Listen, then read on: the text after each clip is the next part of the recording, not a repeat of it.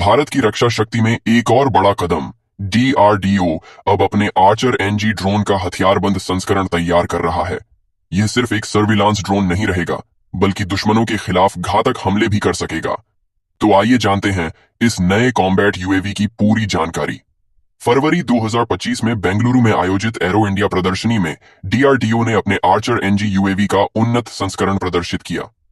यह एक medium altitude long endurance male drone है, जिसे एरोनॉटिकल डेवलपमेंट एजेंसी एडीए ने डिजाइन किया है। इसका ट्विन बूम डिजाइन और सिंगल इंजन इसे बेहतरीन एरोडायनामिक्स देता है, जिससे यह लंबी दूरी तक ऑपरेट कर सकता है। डीआरडीओ ने इस नए आर्चर एनजी को एक खास हथियार दिया है, Astra MK1 beyond visual range air to air missile.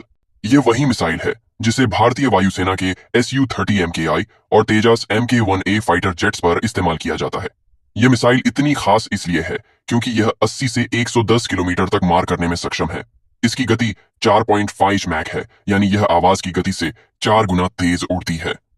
अपनी तेज स्पीड और लंबी रेंज के कारण यह दुश्मन के हेलीकॉप्टर और यूएवी को आसानी से गिरा सकती है, जिससे यह हवाई युद्ध में एक बेहद घातक हथियार बन जाती है।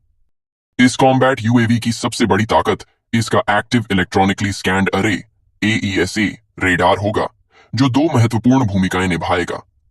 पहला, यह सर्वेलेंस रेडार के रूप में काम करेगा, जिससे दुश्मन की गतिविधियों पर नजर रखी जा सकेगी, टारगेट की पहचान होगी और आवश्यक खुफिया जानकारी जुटाई जा सकेगी।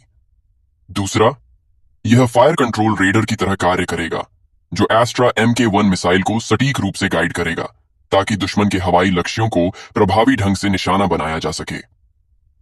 AESA रडार पुराने रडार सिस्टम से कई गुना बेहतर है, क्योंकि यह एक साथ कई टारगेट को ट्रैक करने में सक्षम है, जिससे युद्ध के दौरान ज्यादा प्रभावी निगरानी और हमला संभव हो पाता है। इसके अलावा यह आधुनिक तकनीक पर आधारित होने के कारण दुश्मन के जामिंग प्रयासों से बच सकता है, जिससे इसकी विश्वसनीयता बढ़ जाती है। साथ ही यह पारंपरिक रडार की तुलना में अधिक सटीक और तेज डाटा प्रोसेसिंग करता है, जिससे निर्णय लेने की गति और हमलों की सटीकता में सुधार होता है। आर्चर एनजी न केवल हवा में बल्कि जमीन पर भी हमला करने के लिए तैयार हो रहा है, क्योंकि इसे smart anti airfield weapon SAAW और लेजर गाइडेड बॉम्ब्स जैसे घातक हथियारों से लैस किया जाएगा। इससे यह दुश्मन के एयरबेस, बंकर और अन्य रणनीतिक ठिकानों पर बेहद सटीक हमले करने में सक्षम होगा। यह भारतीय सेनाओं के लिए एक और मल्टी रोल कॉम्बैट प्लेटफॉर्म साबित होगा, जो विभिन्न युद्ध परिस्थितियों में कारगर साबित हो सकता है।